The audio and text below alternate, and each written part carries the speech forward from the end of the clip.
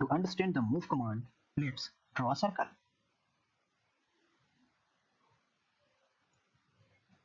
Here I have drawn a circle of random diameter. Suppose we need to move this circle from here towards right. So move it, we will use the move command. Let's go and click on move. Select the circle. Right click.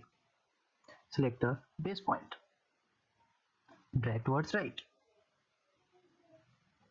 Left click on your cursor.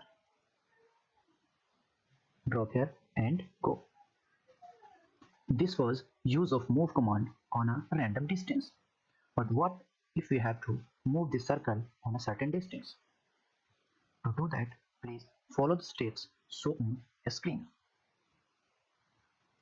Click the move command. Select the circle. Right click. Enter D. Press spacebar. Enter 2 mm. Press spacebar. You can see your circle has moved towards right on 2 mm. So that's it, the move command.